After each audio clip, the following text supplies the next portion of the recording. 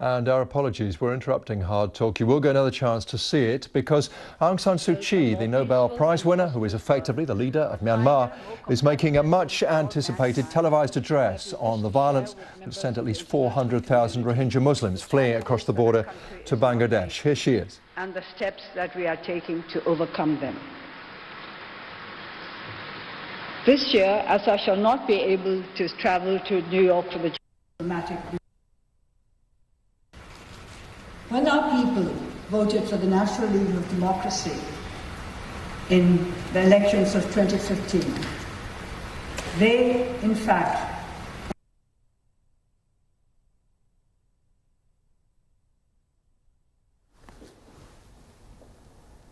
Well, obviously, we are hoping to get back to this as soon as the feed resolves itself. There are some difficulties. We'll try again now. None of these challenges are either easy or simple. Transition for us is a transition to democracy after half a century or more of authoritarian rule. And now we are in the process of nurturing our nascent and yet imperfect democracy. Peace and stability was something that we had to achieve after nearly 70 years of internal conflict that started on the day of our independence back in 1948. And development has to be achieved within the context of the first two, nurturing democratic values, establishing peace and stability, and achieving the kind of sustainable development that would be seen as equitable by all our peoples. Burma is a complex nation, as all of you know. And its complexities are compounded by the fact that people expect us to overcome all these challenges in as short a time as possible. I think it is only fitting that I should remind you that today that our government has not yet been in power for even 18 months. It will be 18 months at the end of this year. 18 months is a very short time in which to expect us to meet and overcome all the challenges that we have been expected to do. This does not mean that we are not ready to go on with our task of overcoming these challenges. Because I believe in the community of nations, I am prepared to share with all our friends who wish us well and who understand our problems and sympathize with us what we have been doing to achieve democratic transition, peace and stability, and development. I'm aware of the fact that the world's attention is focused on the situation in Rakhine State. And as I said at the General Assembly last year, as a responsible member of the community of nations, Myanmar does not fear international scrutiny, and we are committed to a sustainable solution that would lead to peace, stability, and development for all communities within that state. I then went on last year to give a brief outline of our plans to achieve this end. Unhappily, on 9th October, 18 days after the delivery of my address at the General Assembly, 3 police outposts were attacked by armed Muslim groups. There were further attacks on 11th October and 12th November, and these clashes resulted in loss of lives, injuries, burning of villages, and the displacement of peoples in the affected areas. Many Muslims fled to Bangladesh. Since then, the government has been making every effort to restore peace and stability and to promote harmony between the Muslim and Rakhine communities. Even before these outbreaks took place, we had established a central committee for rule of law and development in the Rakhine and invited Dr. Kofi Annan to lead a commission that would help us to resolve the long-standing problems of that state. But in spite of all these efforts, we were not able to prevent the conflicts from taking place. Still, throughout the last year, we have continued with our program of development and the establishment of peace and harmony. After several months of seemingly quiet and peace, on the 25th of August, 30 police outposts, as well as the regimental headquarters in Downdanza village, were attacked by armed groups. Consequent to these attacks, the government declared the Arakan Rohingya Salvation Army and its supporters responsible for acts of terrorism as a terrorist group in accordance with the Counter-Terrorism Law, Section 5, Section 6, Subsection 5. There has been much concern around the world with regard to the situation in Rakhine. It is not the intention of the Myanmar government to apportion blame or to abnegate responsibility. We condemn all human rights violations and unlawful violence. We are committed to the restoration of peace, stability, and rule of law throughout the state. The security forces have been instructed to adhere strictly to the code of conduct in carrying out security operations, to exercise all due restraint, and to take full measures to avoid collateral damage and the harming of innocent civilians. Human rights violations and all other acts that impair stability and harmony and undermine the rule of law will be addressed in accordance with strict norms of justice. We feel deeply for the suffering of all the people who have been caught up in the conflict. Those who have had to flee their homes are many, not just Muslims and Rakhines, but also small minority groups such as the Daina, Maro, Tep, Ramaji, and Hindus, of whose presence most of the world is totally unaware. Humanitarian assistance was provided to displaced communities by a team led by the Minister of Social Welfare, Relief and Resettlement from 27th August onwards. Details of humanitarian programs, assistance programs will be made available to all our guests in due course. The final report of the Advisory Commission on Rakhine State, chaired by Dr. Kofi Annan, was made public on 25th August. In fact, the very day on which the last round of attacks took place. We are determined to implement the recommendations of those of the Commission, those recommendations that will bring speedy improvement to the situation within a short frame of time will be given priority. Other recommendations we will have to take time over, but every single recommendation that will benefit peace and harmony and development in the Rakhine State will be implemented within the shortest time possible. The government is working to restore the situation to normalcy. Since the 5th of September, there have been no armed clashes and there have been no clearance operations. Nevertheless, we are concerned to hear that numbers of Muslims are fleeing across the border to Bangladesh.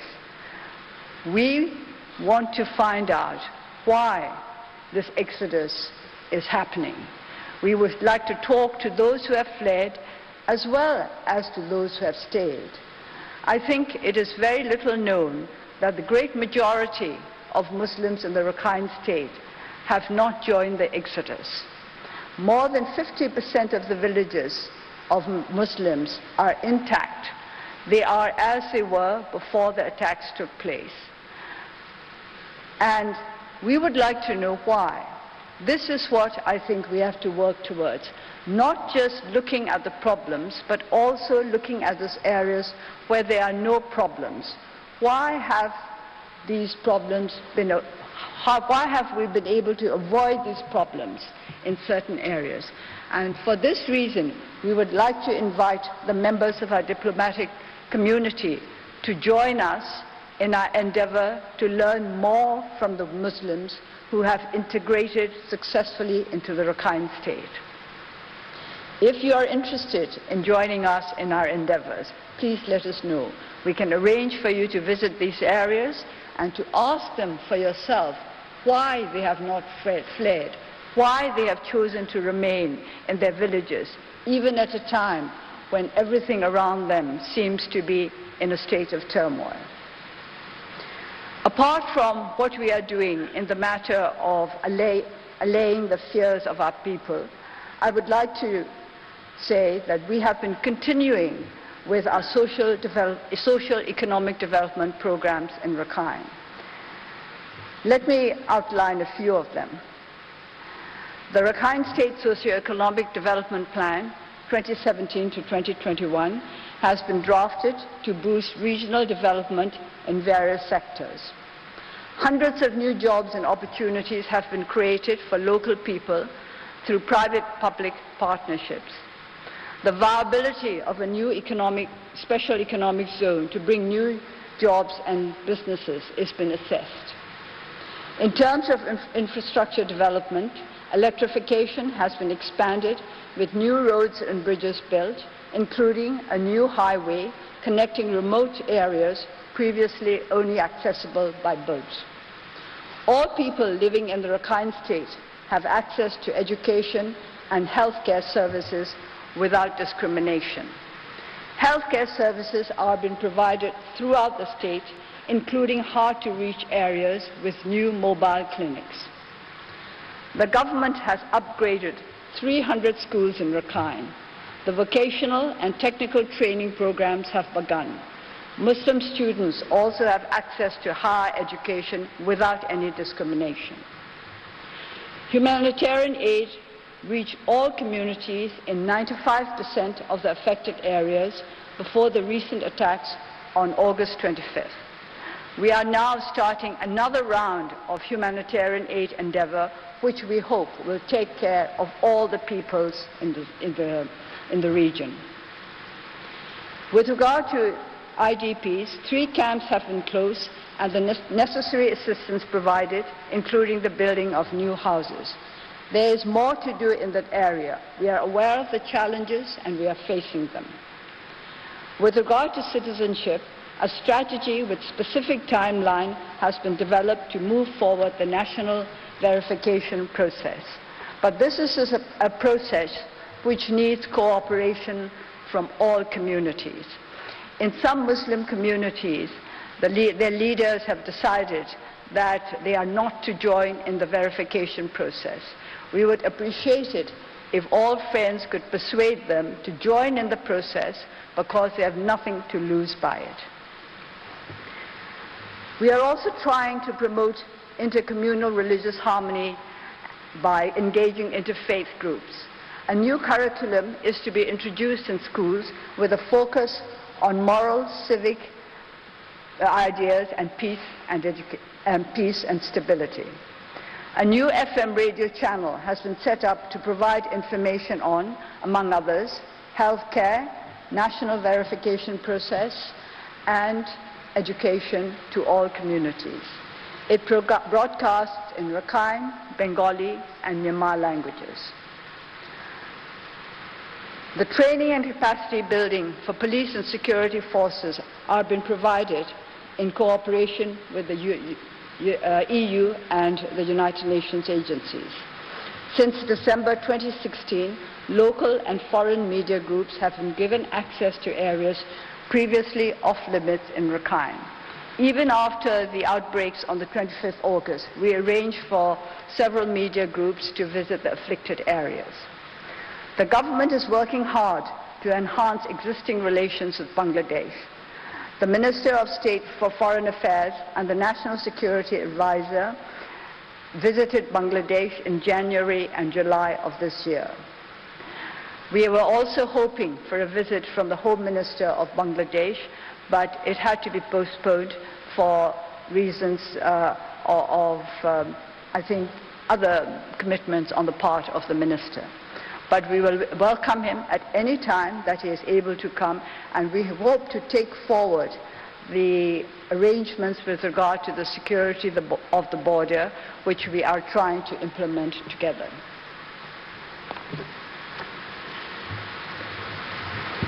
There has been a call for the repatriation of refugees who have fled from Myanmar to Bangladesh. We are prepared to start the verification process at any time. A verification process was set up as early as 1993, and based on the principles to which both countries agreed at this time, we can continue with the verification of those refugees who wish to return to Myanmar. We will abide by the criteria that was agreed on at that time, and as our National Security Advisor has assured Bangladesh, and which I can confirm now, we are ready to start the verification process at any time, and those who have been verified as refugees from this country will be accepted without any problems and with full assurance of their security and their access to humanitarian aid.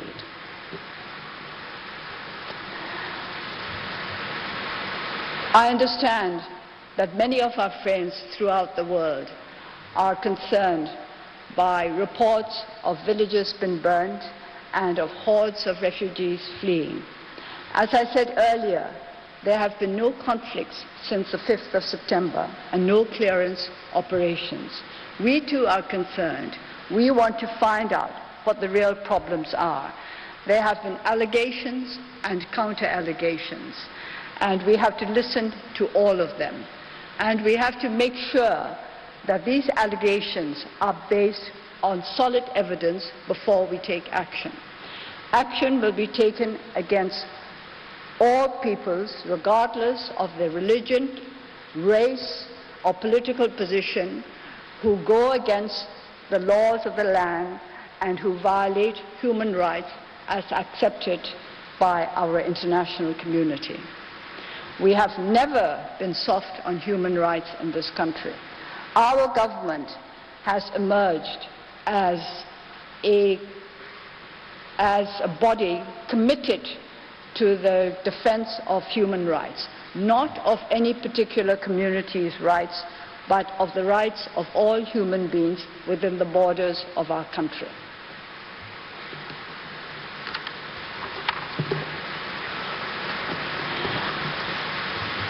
As we concentrate on problems in the Rakhine State, I would also like to take the opportunity to remind you that there are problems as serious for us as what is happening in the west of our country. We have been trying to build peace out of internal strife, a peace that must be lasting and that must be accompanied by sustainable and equitable development. We would like to invite you to take part in this peace process, to join us in finding lasting solutions to the problems that have plagued our country for years. The peace process that we started last year in August is continuing, and we are having many difficulties. I am not surprised by this, because it is the way of peace processes anywhere in the world, that they come across difficulties, and sometimes the processes stall, sometimes they come to a dead halt, and sometimes it seems as though everything were falling apart, and yet in the end we all gather together and move forward, because all of us basically want peace rather than war. We want harmony rather than conflict, and this is the aspiration shared by all our peoples: peace, stability, harmony, and progress. It is not a large agenda, but it is a difficult one. And as we go forward in our efforts to redress the ills of this nation, I would like to ask our friends who understand and sympathize with both our aspirations and our problems to join us. We would like to join us in a positive, constructive way to find new paths towards peace and stability, towards harmony. We would like you to think of our country as a whole, not just as little afflicted areas. It is as a whole only that we can make progress. I would like to use the analogy of a healthy human being. A healthy human being has to be healthy all over. You cannot neglect his general health just to concentrate on one particular ill. I use this analogy because our sector is one which has made the greatest progress since we came into the administration last year. By concentrating on public health, we have found that other health problems can also be better addressed. For example, within 1 year, deaths from HIV were halved, not because we were concentrating just on HIV/AIDS, but because we were concentrating on public health as a whole, the health of all our people and all our communities. This is how I would like you to look at our country. We are a young and fragile democracy facing many problems, but we have to cope with them all at the same time in the way that we have to cope with all our health problems at the same time. We cannot just concentrate on a few. I would like you to join us in finding new ways, new answers, more constructive, more positive, more innovative, and possibly more daring. If we cannot resolve our problems quickly, it does not mean that we are never going to be able to resolve them. It just means that the suffering of our peoples is extended.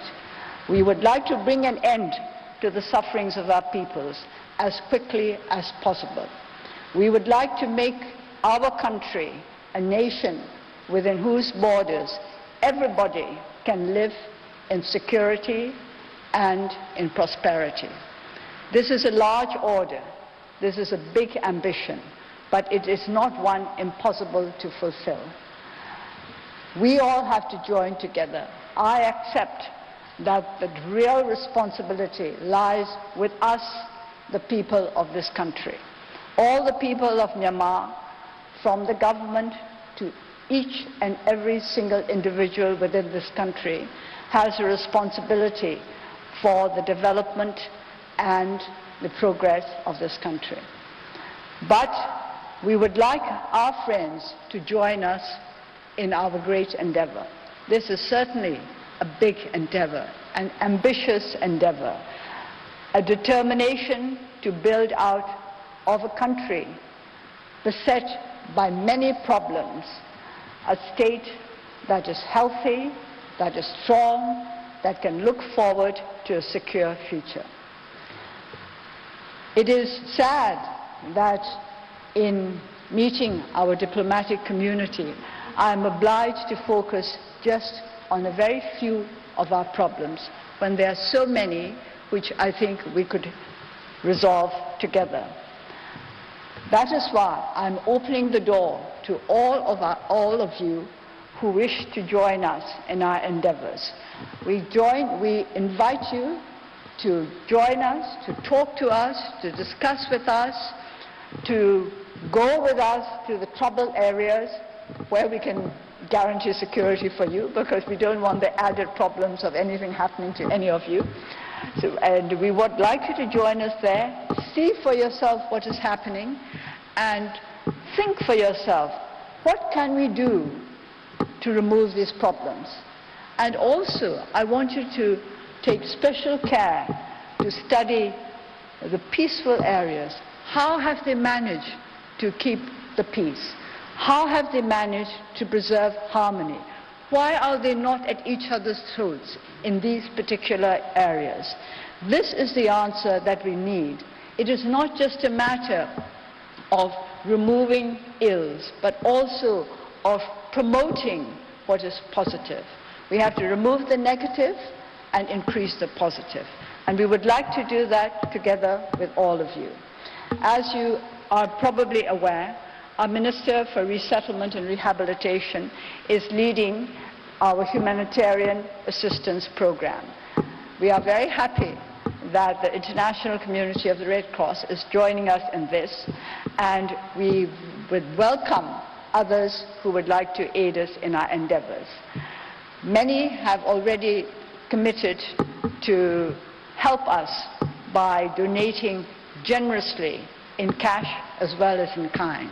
And we will make sure that everything that they give towards the promotion of peace and harmony in the Rakhine is used in the best possible way to benefit all communities. We don't want Myanmar to be a nation divided by religious beliefs or ethnicity or political ideology. We all have the right to our diverse identities, and we all have the right to strive to fulfill our lives in the ways in which we believe are right. But we also have to work together because we belong to one nation. And as we belong to one nation, we also belong to this world. It is for this reason that we place great importance on the role of the United Nations as an assembly of nations which was created to promote peace and harmony, to ensure that our world should not ever again in future fall into the suffering that we all experienced during the Second World War. It was with the intention of putting an end to wars, that is to say, putting an end to conflicts, that the United Nations was established. And I would like to think that what we are doing here today may be the beginning of a truly strong and effective movement to bring an end to all the conflicts within Myanmar. The conflicts between our communities, between our peoples, and also the conflict of ideas with regard to how we are to go forward. But conflicts of ideas can be sorted out, can be removed through discussion and dialogue, and of that.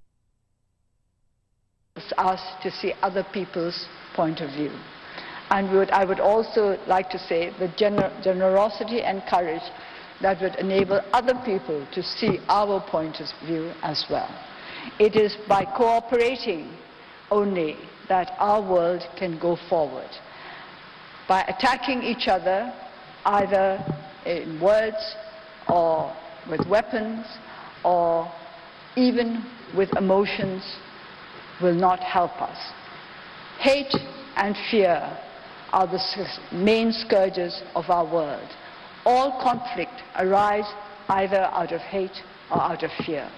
It is only by removing the sources of hate and fear that we shall be able to remove conflict from our country and from our world.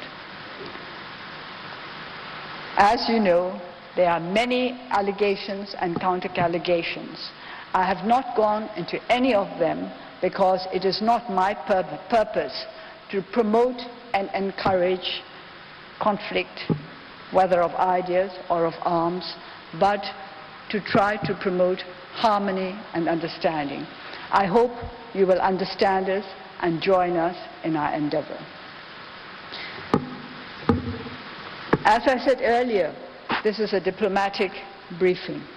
This was intended to keep the members of our diplomatic community, the representatives of our friends from all over the world, in touch with what we are trying to do. But in some ways, it is more than just a diplomatic briefing.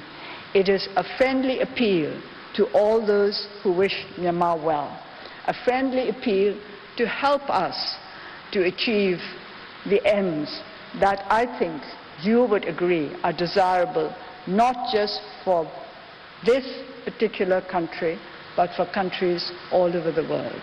Thank you.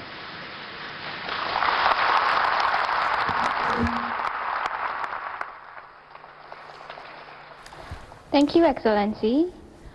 So Myanmar's de facto leader Aung San Suu Kyi addressing the country on a televised address on the growing crisis in Rakhine State. The Nobel Peace Prize laureate has been heavily criticised for her near silence as 400,000 Rohingya have fled to Bangladesh amid violence, the latest violence sparked by an armed attack blamed on Rohingya militants on police posts in August. The security crackdown that followed by the military has been called ethnic cleansing by the United Nations. Aung San Suu Kyi saying, "We are concerned to hear the number of Muslims fleeing areas to Bangladesh, condemning any human rights violations that have been created because of the crisis." Our Southeast Asia correspondent Jonathan Head joins us now in Bangladesh, where many of the Rohingya have fled. Jonathan, condemnation, and she says she wants to take up the plan put to her to try and end the crisis, but one does wonder why it's taken her so long to say all of this. Yes, one does wonder why she's been so silent, but the other thing is that even in this speech there's a kind of air of unreality. I mean, she didn't address at all the clear evidence of deliberate destruction of villages on a massive scale by the military and by Rakhine Buddhist communities with a clear tacit or active endorsement of the security forces. That was never even mentioned. She tried to stress the fact that 50% of Muslim communities have stayed inside Myanmar, and said, well, why don't the international community go and look at them and ask why they stayed? Some of those communities we know are absolutely terrified and want to leave and can't. You know, this really didn't address the real problems. She claims there were no clearance operations or clashes since the 5th of September. Well, I witnessed a village being burnt down on the 7th, and I can still been able to see villages being burnt right along the coast south of Mongdor from here since I got here. Those clearance operations are obviously ongoing. You know, she's simply denying the reality of what's going on. She also claimed all people here have access to health and education. Well, Rohingya people have been denied access to that. They're not allowed to move. They can't leave their villages, and that's not recent. That's been going on for the last 5 years, apart from the 140,000 or so who are confined to camps. So although this was an appeal for understanding and a talk about the long-term problems, which she clearly does want to address, and she has supported the Annan Commission, the reality on the ground now is one of the worst examples of forced movement of population in very violent circumstances that we've seen in recent times. And that just wasn't addressed. It was talking about all communities suffering, but no real acknowledgement of what has driven these Rohingyas in such awful conditions, bringing such terrible stories of human rights abuses.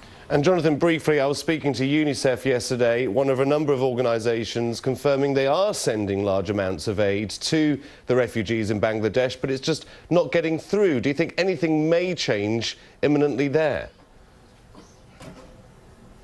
I'm sure it will change. This humanitarian operation has been unusually slow. Now, I know, we in the media always tend to rush aid agencies and ask within days, why isn't it here? It is difficult. They do need to establish safe and reliable ways to distribute assistance. And these people are not in official camps. They're distributed all over, camping in the middle of the trees alongside the woods. It does take time to scale up an operation like this. It is happening, but for political reasons, because the UN has been excluded from this Rohingya problem in the past with Bangladesh. It has been really unusually and probably unacceptably slow to get this humanitarian operation going.